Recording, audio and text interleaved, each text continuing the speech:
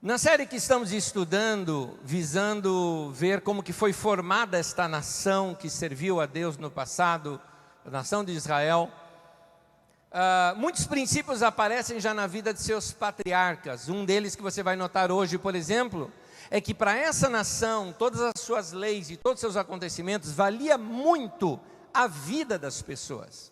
Era importante que as pessoas tivessem vida boa. Quando Jesus vem e diz, eu vim para vocês terem vida e vida em abundância, qualquer israelita da época de Jesus se remeteu rapidamente a isto aqui, que é a fundação da nação deles. Era uma nação que era para proporcionar vida para o povo. Se você chegar num determinado momento ideal desta nação, que nós não chegamos ainda nos nossos estudos, vamos chegar daqui a alguns domingos ainda, talvez mais de um mês ainda para chegarmos nesse ponto, vocês vão ver que essa nação foi idealizada de tal maneira em que esse povo não haviam impostos na nação, o que o povo plantava era para si, era um povo com direito à terra. Se ao longo da sua vida você perdesse as suas propriedades por más negociações, havia uma lei que a cada 50 anos as propriedades retornavam para aquelas famílias, fazendo com que se o seu filho ou o seu neto não viesse a viver a desgraça que você causou, por exemplo. É interessante notar como essa nação era justa, as leis eram corretas, tudo visando que as pessoas tivessem vida e vida em abundância. Então nós vamos estudar mais um pouquinho aqui agora. Hoje eu precisei cortar muita leitura de texto, porque são muito longos. Capítulo 23, capítulo 24 e capítulo 25 de Gênesis. Só o 24, por exemplo, tem texto maior do que todo o livro do profeta Jonas, para você ter uma ideia. Então, são muito grandes esses textos, por isso eu vou apenas ler trechos deles, e outros trechos vou abreviá-los eu mesmo narrando para que a gente ganhe tempo e fluência aqui no nosso estudo. Também vou ao longo da nossa leitura fazendo algumas interrupções para que a gente possa compreender mais o texto. Tema de hoje, Isaac e Rebeca. Eu quero estudar com os irmãos esses 3 longos capítulos da Bíblia, capítulo 23, 24 e 25 do livro de Gênesis, onde nós vamos transcorrer de temas como o da morte de Sara, o casamento de Isaac e Rebeca e também sobre a morte de Abraão. Gênesis 23, versículo 1 ao 20, eu começo lendo do 1 ao 3. Sara viveu 127 anos. E morreu em Kiriat Arba, que é Hebrom, em Canaã. E Abraão foi lamentar e chorar por ela. Depois, Abraão deixou ali o corpo de sua mulher e foi falar com os hititas. Na nossa versão está hititas, mas a melhor tradução seria heteus, para não se confundir com o povo hitita, um povo da antiguidade que não se refere a esses que aqui estão. Uma pequena pausa aqui antes de continuar. Algumas coisas daquela cultura que difere da nossa e por isso às vezes não compreendemos alguns valores que haviam ali. A mulher, por exemplo, ela desfrutava de uma certa liberdade, limitada, claro. Eu sei que a mulher era propriedade do homem e tudo mais, todo este machismo da idade antiga. Não era próprio só dos judeus isso, todos os povos da terra eram assim. Mas havia uma certa independência no seu estilo de vida. Por exemplo, diferente dos nossos costumes, onde marido e mulher dormem na mesma cama, este conceito sobre cama de casal, por exemplo, não havia nos povos antigos. Quando a gente fala Abraão casado com Sara, a gente imagina como na nossa casa, um quarto, o papai e a mamãe e aquela cama grande. Não havia esse conceito naquele tempo. Inclusive, eles viviam em tendas separadas, o homem e a mulher. É interessante esse detalhe. E você nota isso no texto, mas está escrito no texto, mas a gente às vezes não nota porque não faz parte da nossa cultura, a gente não consegue enxergar. Por isso eu vou pensar aqui alguns trechos de texto para você notar isso. Em Gênesis 18:1, por exemplo, quando o Senhor apareceu a Abraão perto dos carvalhais de Mamre, quando ele estava sentado à entrada da sua tenda, na hora mais quente do dia. Ora, Deus apareceu para Abraão e foi falar ali com ele quando o Abraão estava sentado à porta da sua tenda pessoal. Você fala, mas não poderia ser dele, de Sara? Sim, mas outro texto mostra outra coisa. Por exemplo, no versículo 6 do mesmo texto, diz assim: apressou-se, pois, Abraão para a tenda de Sara. Ele disse: amassa depressa 3 medidas de flor de farinha, faze pão assado ao borralho, e etc. E aí segue aquela história que nós já estudamos aqui. Note que havia a tenda de Abraão e a tenda de Sara. Algumas vezes, mesmo um casal, um homem e mulher, chegava a morar distante um do outro. Como você leu no texto que nós acabamos de ler, no primeiro texto que eu li, mas talvez você nem notou. É muito provável que essa distância entre Abraão e Sara fosse algo temporal. O mais provável é como esse que você acabou de ver aqui agora. A tenda dele provavelmente ao lado da tenda dela. Mas devido a negócios ou terras, no caso, terras para o gado, terras para o plantio ou coisa parecida, talvez fosse necessário o homem morar em outros lugares por algum tempo.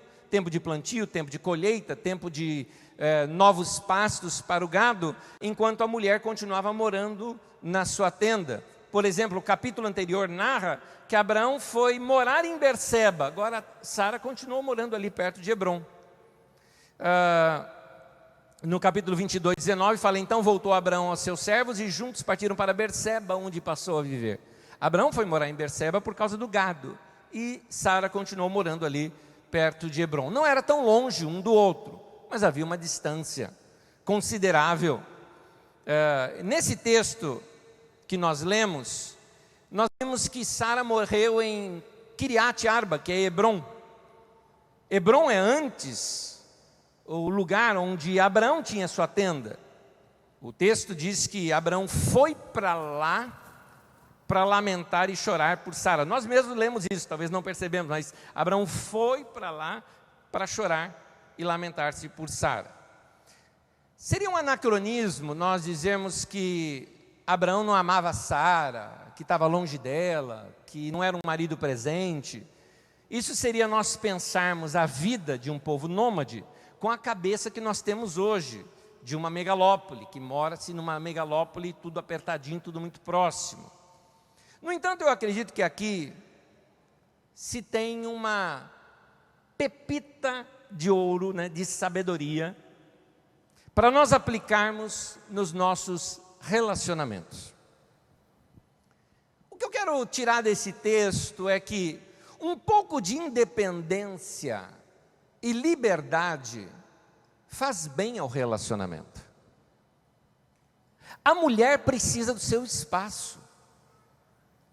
Tem maridos que sufocam sua esposa. O contrário também é verdade. O homem precisa do seu espaço. Tem mulheres que sufocam o marido.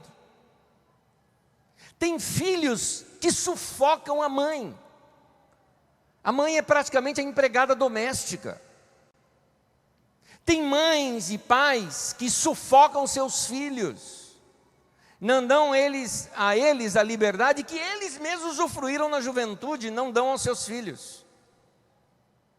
Eu sei que é difícil para ser aplicado em termos físicos, de espaço físico nos nossos dias.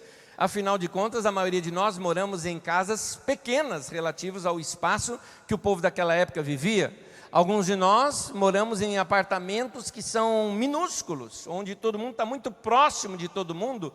Então, mesmo assim, alguma área da casa, alguma coisa da casa tem que ser da pessoa, do mundo dela, da identidade dela.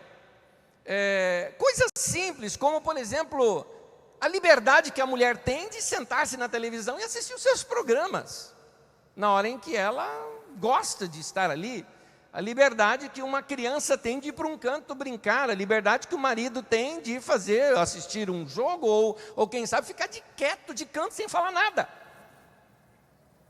Porque algumas mulheres não compreendem esse momento único que os homens têm, porque tem horas que o homem simplesmente, ele entra naquilo que a gente chama caixa do nada. Ele está pensando em nada.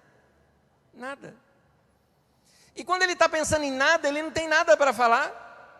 Ele não quer falar nada, ele quer ficar quieto. Agora, a mulher, ela só fica quieta quando ela está incomodada com algo. Não é? Quando ela está brava e está pronta para explodir, ou quando ela está chateada com algo. Pode notar quando a mulher fica quieta. O marido pergunta, querido, tudo bem? Tudo. Já disse tudo. Tem alguma coisa querendo explodir lá dentro. Pois bem, o homem não é assim. E às vezes o homem está simplesmente cansado. O homem fala pouco. Quando ele fala muito, ele se cansa. E aí, depois ele quer ficar calado. Você nunca me viu de segunda-feira, meu querido. Eu falo tanto no domingo que eu falei as minhas palavras para a semana inteira. Chega segunda-feira, eu quero ficar quieto. Ainda bem que minha esposa me conhece, porque eu quero ficar quieto. Tá bom ficar quieto. Entrar naquele mundo do nada e não fazer nada. É tão bom, quieto. É tão bom isso. Às vezes à noite em casa, domingo à noite, por exemplo, uma delícia, ficar quieto. Não quer fazer nada. E algumas vezes eu sento, assisto alguma coisa e durmo. É gostoso, não fazer nada. Precisamos dessa liberdade para as pessoas terem o seu cantinho dentro de casa, fazer suas coisas, se divertir da sua maneira. É muito ruim quando pessoas querem controlar a vida dos outros. Quanto mais livres as pessoas são num relacionamento, entenda a minha expressão, mais autêntico é o amor entre si. Eu estou com minha esposa, eu amo minha esposa, não porque ela me obriga a isso, ou ela me constrange a isso, é porque é legal gostar dela. Eu estou com os meus filhos e passeio com os meus filhos, não é porque eu sou pai, né? Sou pastor, fazer o quê? Tem que dar exemplo. Eu não tenho que dar exemplo, sendo sincero, entenda a minha expressão, para mim mesmo, eu falo isso comigo mesmo, eu não tenho que dar exemplo para ninguém, eu tenho que ser exemplo para mim mesmo, é uma questão minha, pessoal, entendeu? Eu preciso me encontrar. A propósito, eu não fico com os meus filhos para dar exemplo, eu fico com os meus filhos, eu passeio com eles, por quê? Porque eu gosto deles. Como eu gosto desses dois caras que eu tenho lá em casa, o André e o Eduardo, gosto demais deles. Então é gostoso estar junto.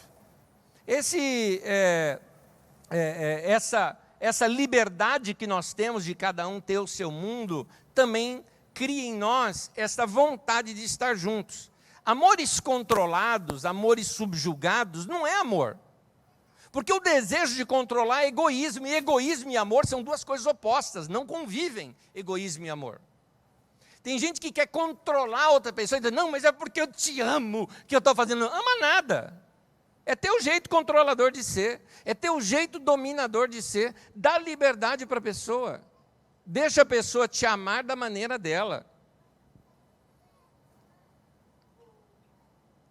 Tem um outro segredo aqui nesse texto, uma outra pepita de ouro aqui que eu encontrei nesse texto, de sabedoria, não é? Que para achar isso, eu só enxerguei isso quando eu estava fazendo uma leitura literal do texto. O que é uma leitura literal do texto? Quando eu pego eu utilizo de ferramentas para isso, pego o texto em hebraico e traduz palavra por palavra, ainda que não faça sentido em português. Para isso eu vou colocar aqui para vocês o texto, pelo menos só o primeiro versículo, como é que é escrito em hebraico. Lembrando que hebraico bíblico já é uma língua que não é mais falada, o hebraico original do texto não era nem sequer vocalizado, não haviam vogais, era uma língua muito difícil, uma língua muito antiga, por isso a construção de frase é muito diferente da nossa. Vamos ler Gênesis 23, versículo 1, como está no texto original, traduzido ao pé da letra. Diz assim, e aconteceram as vidas de Sara, 100 anos, é singular mesmo, não escrevi errado, 20 anos, e 7 anos. Anos das vidas de Sara. Por ser estranho, eu sei que nos chama a atenção, por exemplo, 100 ser no singular, 20 ser no singular e depois do 7 ter um plural. Em algumas culturas, eles desconheciam o zero, eu não sei se vocês sabem disso. uma das razões, por exemplo, que você, até inclusive, você não existe século zero, não existe. Não é? Então, uma das razões é que a gente desconhece, por muitos anos, né, era desconhecido essa ideia de zero, até em questões matemáticas. E por isso esses números cheios, eles eram falados, eles eram citados como sendo no singular, para mostrar que era uma unidade de tempo. E depois que cita o 7, era como se fosse a soma de todos, por isso que é citado ali no plural. É só uma curiosidade para você ter uma ideia. Alguns falam que é porque o 7 era o número da perfeição pelos hebreus, então ele sempre é usado aquele chamado plural majestoso, uma espécie de superlativo, por isso que ele é colocado no plural. Mas isso é só curiosidade. Mas eu quero ir onde está algo escondido aqui. O texto diz assim, coloca o texto novamente para mim, diz assim, e aconteceram as vidas de Sara. A ênfase aqui, eu não quero dar no plural vidas, você vai entender isso depois. Mas a ênfase é no verbo. Aconteceu, aconteceram. Vida é acontecer. Esse é um conceito hebraico da vida. Os hebreus, eles, não, entenda bem, não havia filosofia nesse tempo. Como ainda não havia filosofia, filosofia praticamente pode-se dizer que nasceu com os gregos, mas então os conceitos que haviam de pensamento, eles eram colocados no meio das histórias, ou na forma como era colocado na história, e para eles a vida é o que acontece. E a soma desses acontecimentos forma as nossas vidas. Em outras palavras, até romantizando um pouco aqui, mas é exatamente isso que quer dizer, há momentos ou períodos que valem por toda uma vida. Sara teve várias experiências maravilhosas na sua vida. Por isso, cada uma delas é vista por ela mesma como sendo uma vida. Ou, no caso aqui, o narrador, ele está vendo que cada um desses acontecimentos magníficos da vida dela foram quase como uma vida por si só. São momentos, vamos trazer isso para a gente, são momentos dos quais você quase diz assim, eu já posso morrer, que eu morreria feliz. Você está entendendo o que eu estou falando? Por favor, não estou falando de depressão aqui, dramatizando, dizendo que a pessoa está com vontade de morrer. Não é isso que eu estou falando. Acho que você me entendeu. Eu estou falando que aquilo que você experimentou foi tão bom, que se você poderia dizer assim, se eu morresse agora, eu já morria feliz. Foi como uma vida, valeu por toda uma vida. Se você fosse listar aí 3 ou 5 dos melhores momentos da sua vida, quais seriam? Quais seriam aqueles momentos inesquecíveis? Geralmente eles são atrelados de forte emoção, não é? Quais são esses momentos? Quais são cenas, momentos que você vai carregar para o resto da vida, como quem dizendo, esta é minha história, esta é a minha vida. No conceito hebraico, cada um desses momentos é como se fosse uma vida, por isso que se fala assim, essas foram as vidas de Sara. Não é que Sara morreu e reencarnou, por favor, não é isso. Tanto que está delimitando, foi durante 127 anos da sua vida que essas vidas todas aconteceram. Assim foram as vidas de Sara. Segue-se o texto. Em Gênesis 23, o texto continua, e aqui eu não vou ler para ganhar tempo, eu vou narrar. Após isto, Abrão vai até os heteus para comprar um campo. E ele pega talvez o lugar mais belo de toda aquela região. Um lugar muito bonito. Havia uma caverna ali, uma caverna chamada Macpela. E Abraão negocia com aqueles homens. Abraão se dava muito bem com seus vizinhos. Os homens o honram. Chega ao ponto de dizer para ele, Abraão, pega o que você quiser para enterrar Sara. Escolhe a terra que você quiser. E ele então quis um determinado lugar, que era esse lugar bonito, que pertencia a um homem. Esse homem falou, Abraão, por favor, o que é isso? Abraão falou, eu quero que você venda para mim. Ele falou, o que seria? O preço dessa terra é 400, acho que quilos de prata, ou ciclos de prata, 400 medidas de prata seria o preço dessa terra. Mas o que é isso entre eu e você, Abraão? Deixa para lá, toma a terra. Abraão não, fez questão de pagar e comprar. E aqui nós temos a primeira posse oficial de Israel na Palestina. Ele comprou esse terreno, somente por causa de colocar ali a sua esposa. Esse capítulo, bem como o capítulo seguinte, eles começam nessa narrativa a fechar os ciclos da vida de todos os personagens que foram levantados até aqui. Um deles já ficou para trás. Lembra-se de Ló? Não é mais narrado Ló. Ló sai de cena. As escolhas de Ló fizeram isso com ele. Como a vida de muita gente que você conhece. Você conhece gente que já foi famosa, que já influenciou pessoas, mas as suas escolhas na vida, postura que tiveram, tiraram essas pessoas do cenário da vida, ou quem sabe da sua vida. Não existem mais na sua vida. Quer ver um exemplo? Quantos amigos que você já teve e que já não são mais seus amigos? Queridos, nós somos também os resultados das escolhas que fazemos na vida.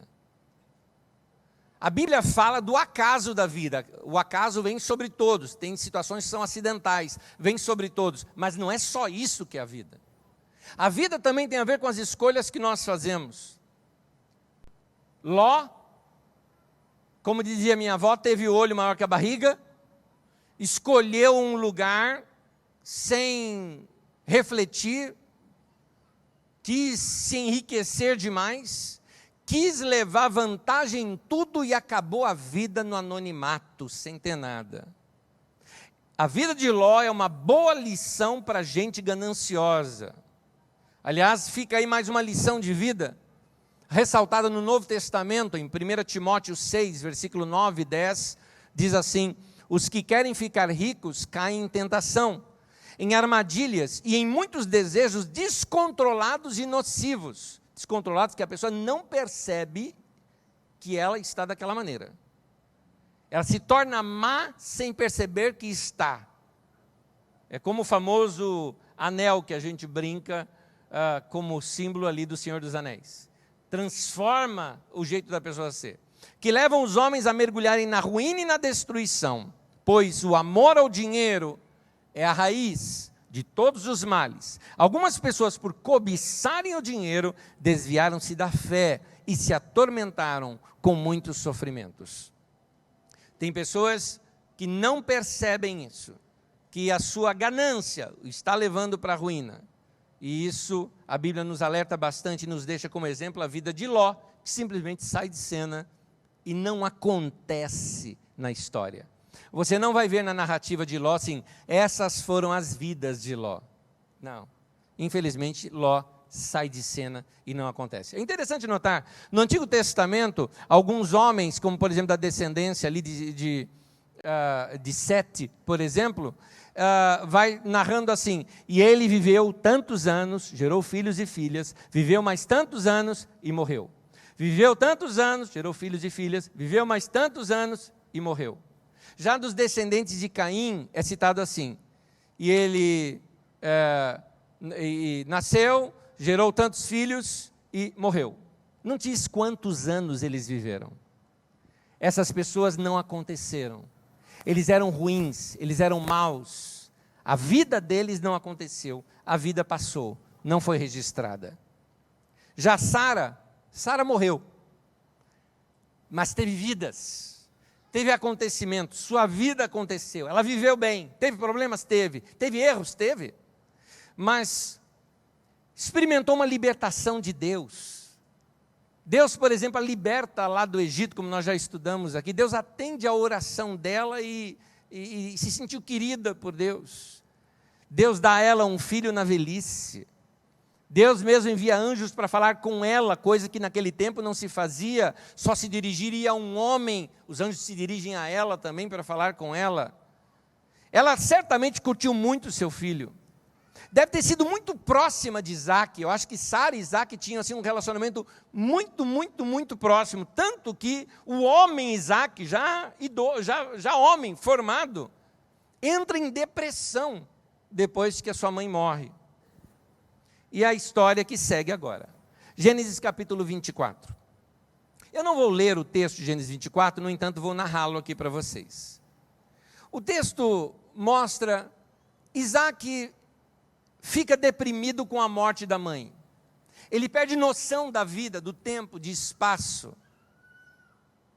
Abraão, percebendo isso, pede, o texto fala seu servo. Quando fala seu servo, não tem aquela ideia de escravo, porque não haviam escravos entre os nômades, não é?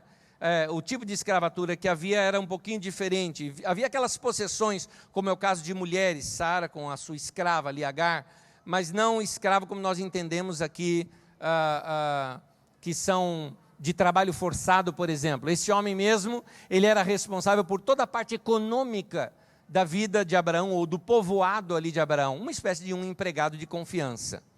Abraão então pede a esse servo para ir buscar uma esposa para Isaac. E ela teria que ser dentre os seus filhos, dentre os seus parentes. Ele não queria que ela se casasse com estrangeiros. Abraão também não queria que Isaac se mudasse para aquela terra. Ele queria uma mulher que estivesse disposta a vir para cá, para a terra onde ele estava. O servo foi para lá, até Padã Arã, muito ao norte, seria hoje lá na Síria, lá em cima, lugar hoje dominado pelo Estado Islâmico, é naquela região que fica Padã Arã. E chegando lá, parou num lugar, num momento em que as mulheres estavam ali descendo para tirar água do poço. A uma delas ele pediu água, a menina não só o serviu, como também serviu e tirou água para todos os seus camelos, e haja água para alimentar camelo, e eram 10. Interessante notar como essa menina, ela foi assim, de excelência. Ele pediu água para ele, ela deu água para ele, para os servos e para todos os camelos. Exatamente porque ela fez isso, esse homem notou, é a melhor que tem aqui. É essa mulher que Deus preparou para o Isaac. A história continua, há uma negociação com a família, a menina fica mais algum tempo com a família, e finalmente, ela mesma, é perguntado a ela se ela quer ir, e ela diz que sim, coisa não muito comum naquele tempo, apenas se vendiam as filhas sem a opção delas, mas ela mesma quis ir, ela percebeu, esta era Rebeca, que aquele era o caminho de Deus para a sua vida. Aqui sim começa a narrativa, quando Isaac e Rebeca se encontram. Gênesis 24, do versículo 62 em diante. Isaac tinha voltado de Beer-lahai-roi, pois habitava no Neguebe. Certa tarde, saiu ao campo para meditar. Ao erguer os olhos, viu que se aproximavam camelos. Rebeca também, que estava nos camelos vindo, ergueu os olhos e viu Isaac. Ela desceu do camelo e perguntou ao servo: quem é aquele homem que vem pelo campo ao nosso encontro? É meu senhor, respondeu o servo, Isaac. Então ela se cobriu com o véu. Depois o servo contou a Isaac tudo o que havia feito. Aqui o texto continua como parecendo ser imediato. Esse texto apenas ele é compacto. Aqui trata-se de algum tempo, claro, alguns dias talvez. Isaac levou Rebeca para a tenda de sua mãe Sara, fez dela sua mulher e a amou. Assim Isaac foi consolado após a morte de sua mãe. O texto é curto para falar do encontro dos dois, mas é muito forte em dizer, ele a amou. Uma pausa aqui, aos casais. Que maravilha seria alguém, alguns anos depois, no caso aqui, anos, quem sabe depois da sua morte até mesmo, falar a teu respeito assim, aquele homem amou aquela mulher amou aquele homem. Essas marcas que ficam para a história da vida da gente, e que marcam até mesmo a descendência, são muito importantes, Continuo aqui a história, porque eu quero fazer alguns comentários. Pulando para o capítulo 25, conta acerca da morte de Abrão. Abrão viveu 175 anos. Morreu em boa velhice, em idade bem avançada, e foi reunido aos seus antepassados. Boa velhice no sentido assim, viveu feliz em sua velhice, tá? Seus filhos, Isaque e Ismael, o sepultaram na caverna de Macpela, perto de Manre, no campo de Efron, filho de Zoar, o hitita, campo que Abraão comprara dos hititas. Foi ali que Abraão e Sara, sua mulher, foram sepultados. Eu acho até lindo isso, o fato de se juntarem os dois, o Isaque e o Ismael, e sepultarem Abraão exatamente junto com o corpo de Sara. Quando Abraão morreu, ele tinha 175 anos de idade, Isaque tinha 75 e Ismael tinha 89. Nós estamos falando de homens já muito formados. É narrado também na sequência a morte de Ismael aos 137 anos de idade, depois se conta a história dos filhos de Isaque, ou seja, Esaú e Jacó, que são as histórias que estão por vir nos nossos estudos. Isaque estava morando em Beer-Lahai. O que esse texto está fazendo? Ele está fechando os ciclos. A vida de Isaque termina, a vida, no caso não cita aqui agora, mas cita adiante, a vida de Ismael termina, a de Abraão, a de Sara. E no final da vida tem alguns detalhes, por exemplo, o próprio Isaque, ele estava morando em Beer-Lahai, foi o mesmo lugar onde Agar, a escrava de Sara, foi socorrida pelo anjo para que o seu menino Ismael não morresse. Olha como o mundo dá voltas. O mesmo lugar para onde Sara, num momento de loucura, num momento de insanidade, havia enviado Agar e Ismael para morrerem, e lá eles foram socorridos, é o mesmo lugar onde encontramos o seu filho Isaque, deprimido com a sua morte ou lamentando a sua morte. Isaque está sofrendo com a perda da mãe. O texto diz meditando, e pelo contexto dá a entender que ele está pensando, na verdade, na existência de sua vida, com relação à sua vida, a perda da mãe. Quando nós perdemos alguém muito próximo e muito querido, parece que a vida fica sem sentido, parece que algum buraco fica na vida. Isaque estava talvez analisando esse momento da vida, esse sentido da vida. Isso se chama luto. Era isso que Isaque estava passando. Quando Rebeca o avista, eu acho lindo no texto que os olhos dela já sabem que é ele. Ela vê ele de longe, ela sabe que é ele. Ela nunca o viu, mas ela sabia. Ela pergunta, mas a pergunta dela parece retórica, porque ela mesma já desce do camelo para isto. Como assim conhecia sem nunca tê-lo visto? Como é isso? Isso só os apaixonados sabem. Deixa eu fazer uma pergunta aqui, vai. Parece tão boba a minha pergunta, mas vai te fazer bem você responder. Quem aqui já amou alguém na vida? Eu estou falando de amor romântico. Eu estou falando no passado, mas pode ser o presente, tá? Espera aí, só isso? Deixa eu ver. Quem aqui já amou alguém na vida? Estou falando de amor romântico. Ah, tá. Tem mulher fazendo assim no marido, levanta essa mão.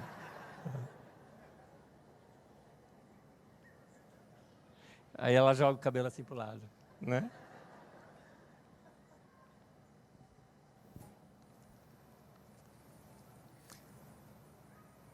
Se alguém me perguntar, você acredita em amor à primeira vista? Pode me chamar de bobo, eu acredito.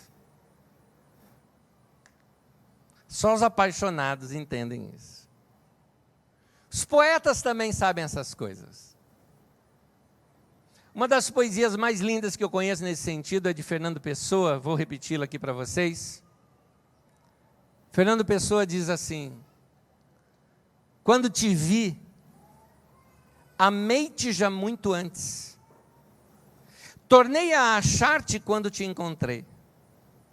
Sim, meu amor por ti já estava em mim antes que te conhecesse.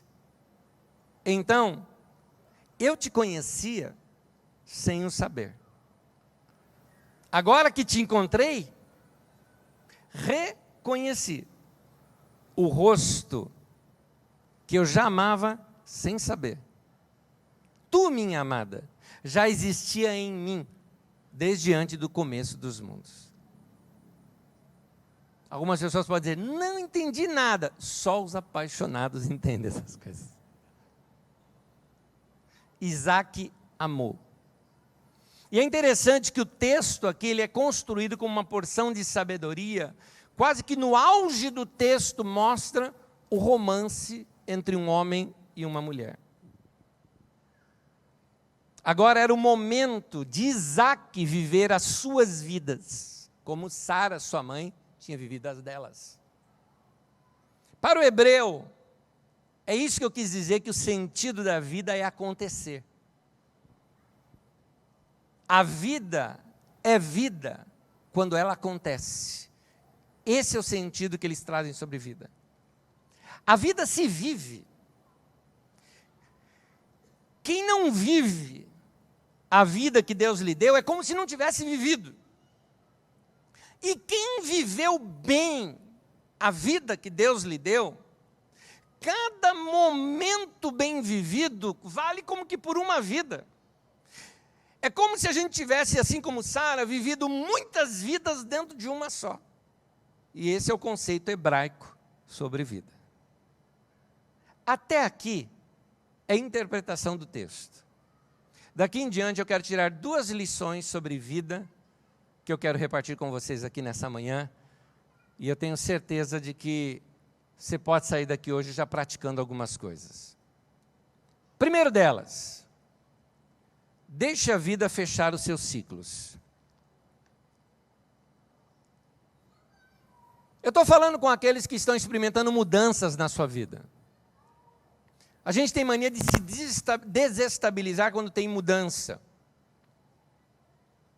Falo com muito respeito com aqueles que estão enlutados.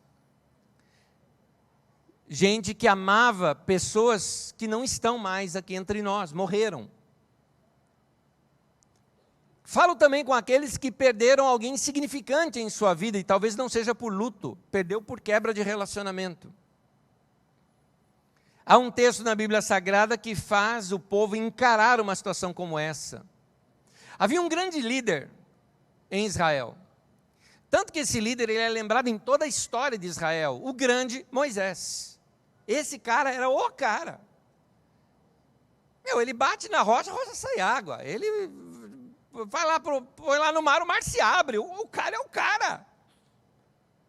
O cara enfrentou o faraó. É o cara.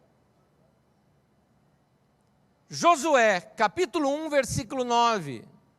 E aqui novamente um texto daquela Bíblia, a Mensagem, que eu recomendo que vocês obtenham para lê-la de modo bem fluente. Diz assim: meu servo Moisés morreu. Mas vamos adiante. Atravesse o rio Jordão, você e todo o povo.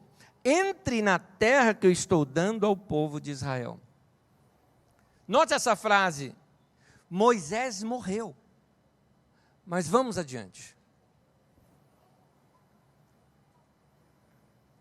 O que morreu na tua vida e que Deus está dizendo, querido? Não para. Vai adiante. A nossa vida, ela tem ciclos.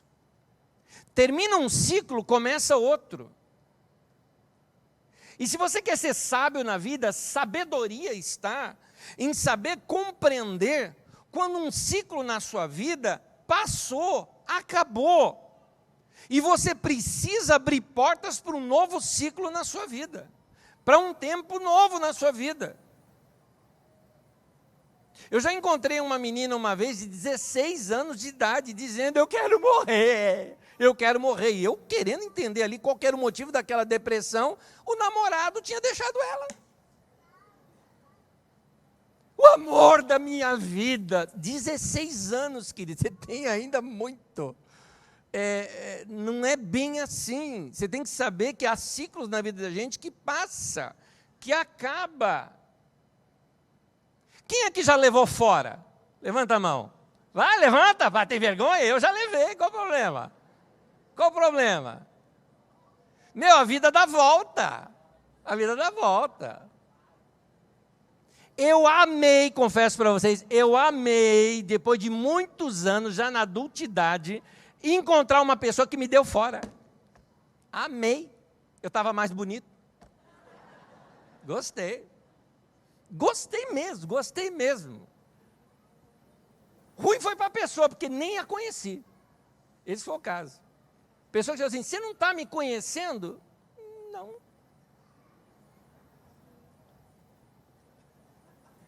Não tem sabor de vingança aqui. Apenas prazer de que um ciclo passou. Um momento da vida se passou. Tem gente que está presa ao passado. Pessoas passaram pela sua vida. Uma empresa passou. Um negócio passou.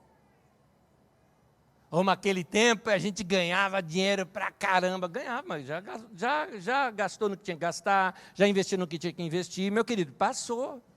Agora é outro momento da sua vida. Um tempo todo passou por sua vida, mas agora é tempo de ir adiante sem levar essas coisas velhas com você na mochila. O maior problema que leva as pessoas a ficarem presas num ciclo da vida é a falta de esperança. Falta-lhes a esperança de saber que o ciclo pode trazer, o novo ciclo que está surgindo, pode trazer novas alegrias e alegrias maiores do que as anteriores que você já experimentou na sua vida. Há uma diferença entre esperança do verbo esperar e esperança do verbo esperançar. É bem diferente. Quando eu falo falta de esperança, esperança não é ficar parado, esperando que alguma coisa aconteça. Isso aí é esperança do verbo esperar. Eu estou falando esperança do verbo esperançar. Algo de que você está desejando o futuro, desejando as coisas que estão por acontecer. Os ciclos da nossa vida, eles são formados por lugares, há lugares que passaram na vida da gente, momentos, oportunidades, pessoas que entram e saem da nossa vida. Quando você entra numa nova empresa, um novo ciclo começa. Quando você muda de casa, um novo ciclo começa. Você está iniciando um curso na faculdade, um novo ciclo começa. Como quando você começa a contatar novas pessoas, ter novas experiências, coisas novas aparecem na sua agenda, aos poucos algumas antigas vão cedendo lugar para essas novas que estão chegando, é um ciclo novo que está começando.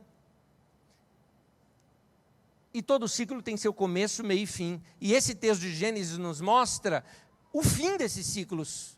E é sábio nós sabemos que as coisas na vida também acabam.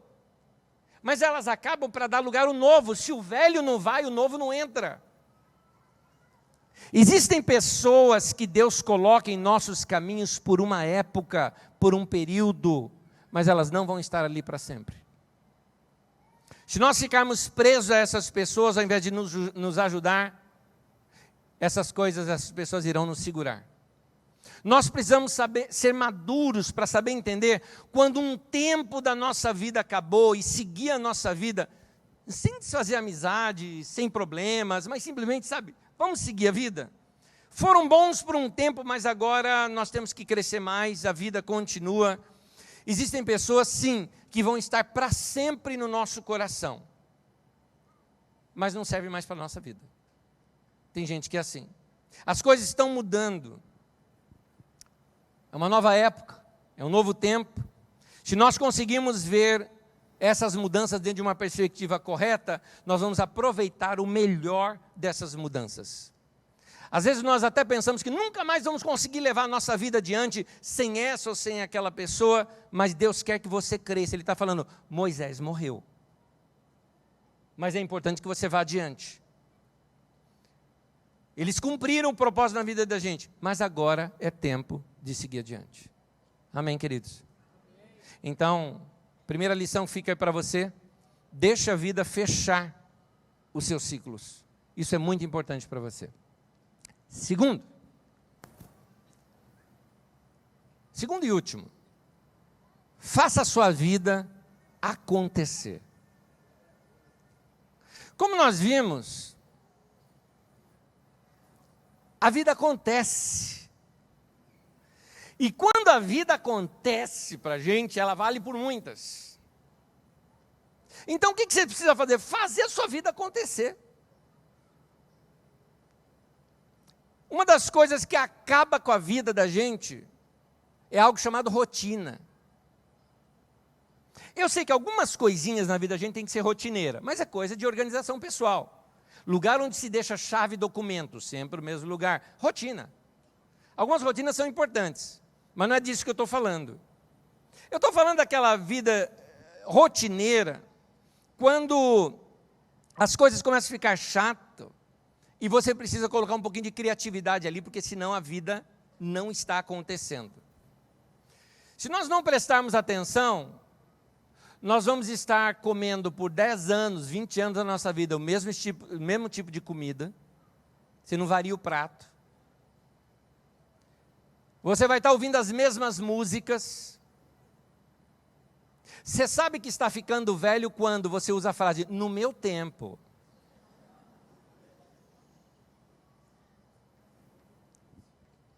Quantos de vocês aqui, seus pais brigavam com as músicas que vocês ouviam? Eu sou um deles. E agora vocês estão brigando com seus filhos? Essa música horrível aí. A sua soava assim para seus pais.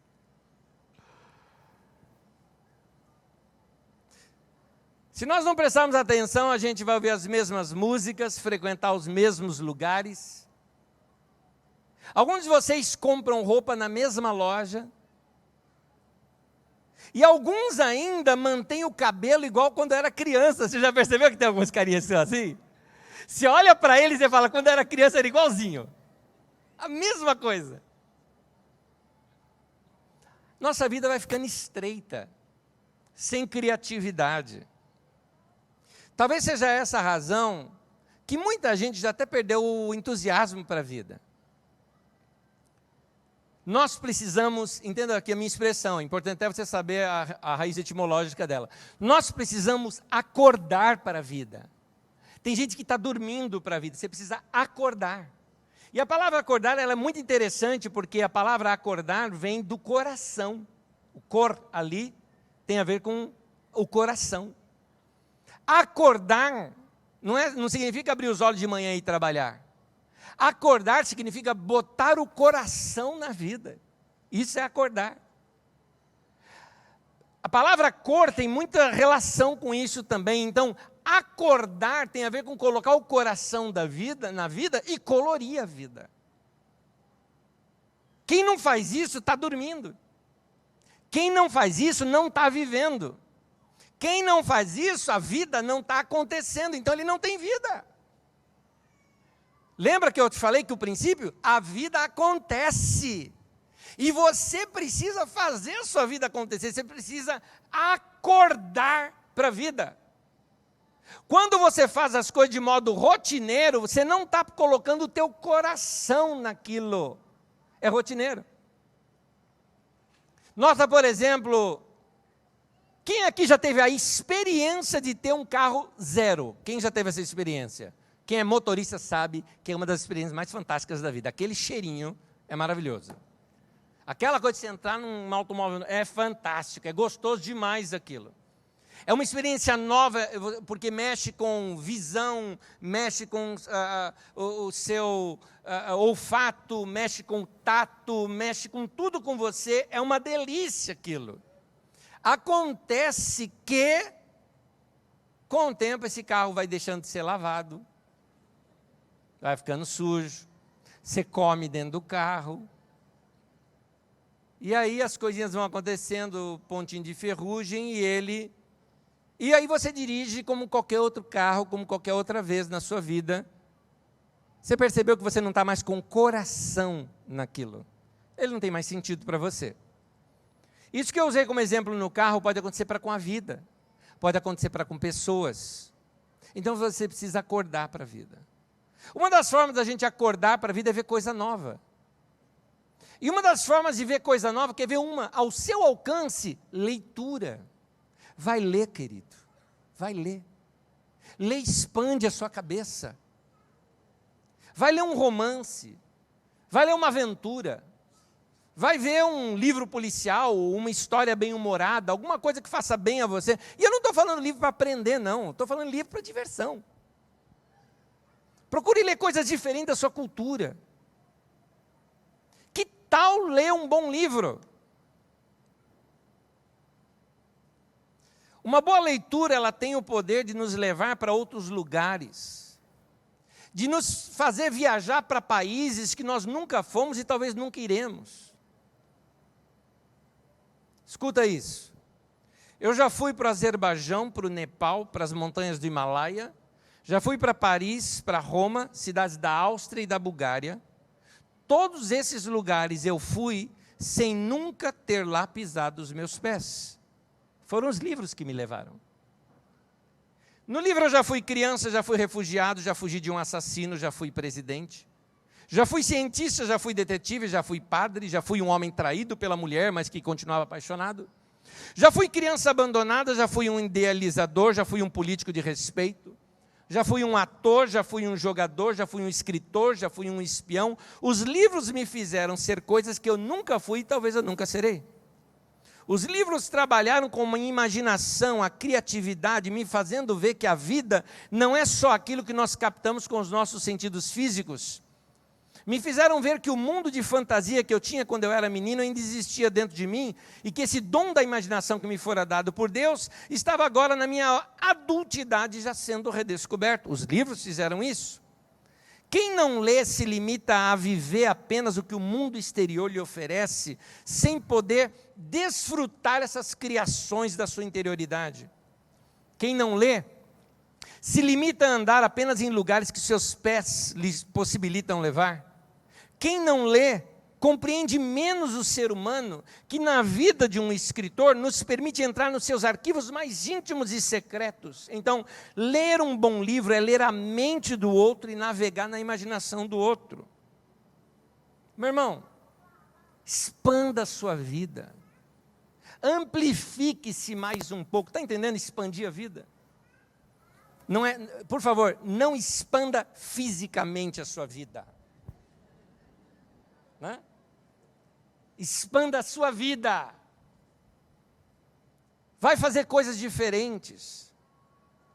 Vai no museu. Vai ouvir música clássica. Vai no cinema, no teatro. Vai num estádio assistir uma partida esportiva. Vai fazer uma coisa que você ainda não fez. E eu não estou falando de fazer coisa errada.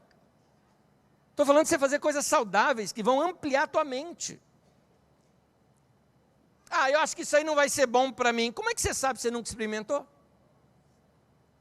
Pastor, mas numa igreja falando isso, por que você não fala para o povo vir para a igreja, para o culto? Você já está aqui. Eu não quero você bitolado, querido. Eu não sou bitolado, por que eu vou querer que você seja bitolado?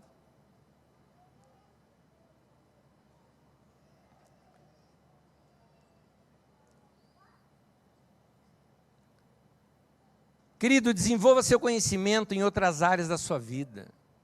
Saia um pouco da sua caixinha, do seu mundinho. Você precisa de variedade. Vá aprender um novo esporte. Vai... Sabe aquela matéria da escola que você gostava tanto? Vai estudar. Dentre os meus livros pessoais, meus, atuais, de leitura, tem um livro didático. Dentro dos meus livros atuais. Um livro didático da escola do meu filho, que eu pedi para ele um tema, ele falou, eu tenho isso num livro didático para ele me dar aqui. Eu preciso estudar isso aqui, porque é uma área que eu gostei, mas eu não me aprofundei na época escolar, agora eu quero me aprofundar. Alguma coisa que te prenda a atenção, leia um livro diferente. Faça um passeio diferente. Faz seu dia um pouco diferente, vai comer uma comida diferente. Você precisa de variedade. Você tira férias, vai para a mesma casa, no mesmo lugar, vai fazer a mesma coisa sempre. Não dá para criar um pouquinho mais? Tem coisa que você, de bobeira, fala, não gosto. Isso é coisa de criança. Você cresceu, você é adulto, seu paladar mudou e você não sabe ainda aquelas coisas que você rejeitava quando criança, pode gostar agora. Minha família, por exemplo, estou falando de minha mãe e meu pai, já faleceram, mas minha irmã, por exemplo, se lembra disso. Eu não comia peixe de jeito nenhum. Peixe para mim eu tinha aversão a peixe. Hoje é o que eu mais como, inclusive cru, eu gosto demais. É bom, aprendi a comer, o paladar mudou, estou aberto para o novo. Você não quer experimentar expandir um pouco mais a sua vida? Por exemplo, vou fazer um desafio para você. Tem alguma coisa que você faz bem? Qualquer coisa. Cozinho, beleza. Eu faço poesias, legal. Eu sei umas ideias, cara, eu sou bom de reforma em casa, joia. Abra um blog na internet e registra isso. Deixa lá. Não se preocupe quantos vão ler, deixa lá. Um dia, numa busca do Google, uma pessoa vai cair no seu blog e vai falar, graças a Deus que essa pessoa resolveu o meu problema. Vai lá, coloca. Põe as suas ideias. Está entendendo? Não leve as suas ideias para o túmulo. Suas ideias precisam estar vivas. Perpetue-as. Não leva coisa dentro de você que não foi criada ainda. O que ainda você pode inventar para o resto da sua vida? Quanto tempo de vida você ainda tem? Você já fez conta quanto tempo de vida você ainda tem? É meio deprimente. Por exemplo, este é o ano do meu cinquentenário. Uau! Vou virar um cinquentão. Agora eu estou vibrando. Quando eu era criança, eu ficava fazendo conta e falava assim, nossa, eu vou estar velho. Hoje a minha cabeça mudou. Minha vida tem que acontecer.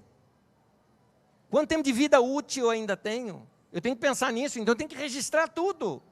Eu tenho que botar para fora minhas lições da vida. Como diz um irmão, morra vazio, meu querido. Morra vazio, o que é isso? Doe tudo que tem dentro de você. Põe tua vida para fora, para o mundo, para acontecer. Põe tuas ideias para fora. Não enriqueça cemitério, faça acontecer suas coisas.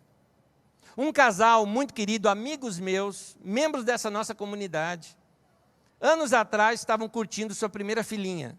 Sabe aquela paixão de papai e mamãe com a sua primeira filhinha? Pois bem, eles começaram a registrar as coisas engraçadas que a criança fazia. Eu acho interessante que a minha esposa fez isso. A minha esposa, ela escreveu as primeiras frases dos nossos filhos. Sabe quando a criança fala uma coisinha assim, e é muito engraçada? Ela escrevia.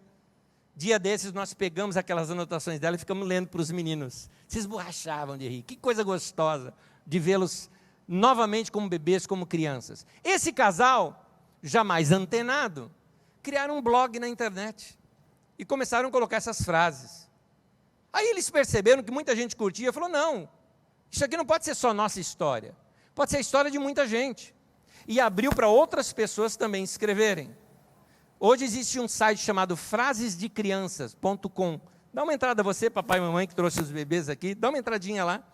Registre você também ali, você vai ver a colaboração de tantas pessoas que tem, blog que já saiu inclusive em recomendações da UOL e tudo mais, por causa de um pai e mãe que botou para fora as coisas engraçadas que aconteciam com seus filhos.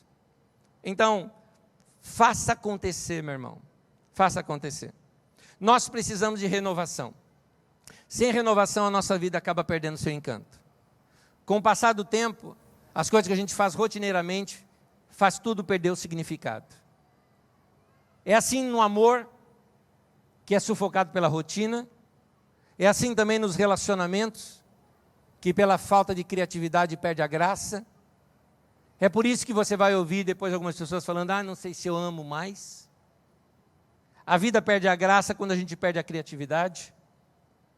A razão disso tudo é que Deus criou nosso cérebro tão otimizado que ele gosta de coisa nova. Quando algo é novo, ele recria tudo, ele está pensando em tudo, mas rapidamente ele estabelece rotinas, para que ele não precise repetir aquele esforço. É como você começou a dirigir, você prestava atenção em tudo, não é? Hoje, você faz automático, você lê placa, troca estação de rádio, conversa com alguém, muda de marcha, você nem pensa mais para aquilo. É rotina. Aquilo perde a graça com o tempo para você. Então, à medida que nós envelhecemos, tudo ao nosso redor passa a ser repetitivo. A mesma praça, o mesmo banco. Não é?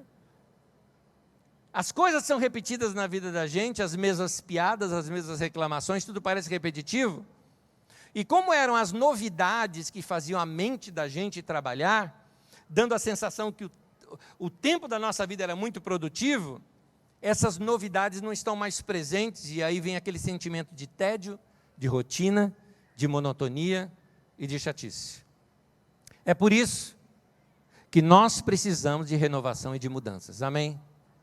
Eu e você, nós precisamos disso. Abra-se, meu irmão, para experimentar as coisas novas e boas que Deus tem para você. Você não precisa sair por aí fazendo coisa errada para ser novidade. Faça coisas boas e certas. Faça a vida valer. De tal modo que quando você terminar a vida, você venha ter uma sensação talvez como a de Sara. Minha vida valeu. E valeu por muitas. Aquela sensação como Abraão, morreu em boa velhice. É aquela sensação, chega. Foi bom demais. Vivi tudo que tinha que ser vivido. Deixa eu sair daqui para dar espaço para os outros viverem também. Não vou ser egoísta. É assim que a vida da gente tem que terminar. A vida da gente não é para terminar no tédio. Não é para terminar na solidão. A vida da gente não é para terminar no lamento. Mas para isso, lembra do que eu estou te ensinando. Faça a vida acontecer. Amém? Faça a vida acontecer. Se você ficar esperando a vida acontecer, se é esperando do verbo esperar, meu querido, você vai ficar sentado à toa na vida vendo a banda passar. E não é assim que é para a vida ser. Mas se você ficar esperando do verbo esperançar, você vai ficar almejando que alguma coisa nova aconteça. Você vai tentar ficar criando coisas novas com aquelas ferramentas que você já tem. Você vai criar coisas novas com os seus amigos. Você vai fazer coisas que você ainda não fez. Não faz muito tempo atrás, um amigo meu que está aqui sentado, me convidou para ir num lugar e alguns detalhes. Eu não sei nadar, portanto eu tenho medo de água. Mas está aí uma coisa que eu nunca tinha feito na vida e eu tinha maior vontade de fazer. Um jet ski. Me senti assim metido. Eu me lembro que eu estava lá no meião daquilo tudo, fiz uma curva assim e lembrei assim, ó, Baba Fernando Collor de Mello. Beijinho no ombro para você. Que delícia. Nunca tinha feito um negócio daquele. Medo? Nossa, que medo que eu estava. Medão daquele negócio ali. E daí? Apesar do medo. Aí o medo vai embora. E aí quem que tira o negócio de mim? Quase que eu acabo com a gasolina dele lá no meio. De tanto que só eu vou brincar agora aqui. Igual criança com brinquedo novo. Meu irmão, vai fazer coisa que você nunca fez, querido. Vai fazer a vida acontecer. Amém? Vai conhecer coisas novas, vai ler, e quando você lê, a mente expande, e aí você vai experimentar coisas novas na sua vida. Amém? Não deixa a vida simplesmente ir passando. Nesse mês, já se passaram 7 dias, olha como é rápido. E o que aconteceu? Faça acontecer, não espere acontecer, faça acontecer, em nome de Jesus. E que Deus abençoe a tua vida. Amém? Deus te abençoe.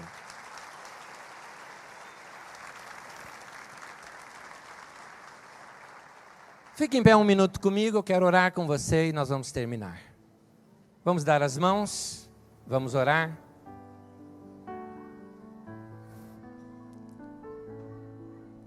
Eu peço a você, antes de você orar, feche seus olhos só para não se desconcentrar, não é? Ou até melhor, para se concentrar. E eu peço que você traga à sua mente nesse momento, quais foram os melhores momentos da sua vida. Traz agora. no final de cada um deles, pode ser só uma imagem. Fala para Deus obrigado. Talvez você não precise falar em palavras, mas aquela atitude de gratidão foi bom demais. Aqueles momentos, quais são os momentos mais marcantes na sua vida? Aqueles que eles por si só já valeram a vida.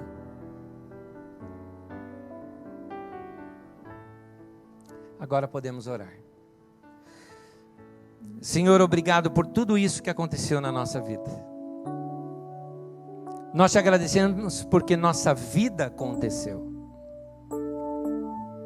E nós temos esperança de que ela ainda acontecerá.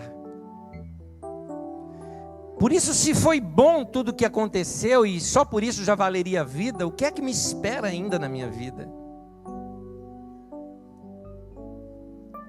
O Senhor não me deixaria vivo se não tivesse mais nada para acontecer.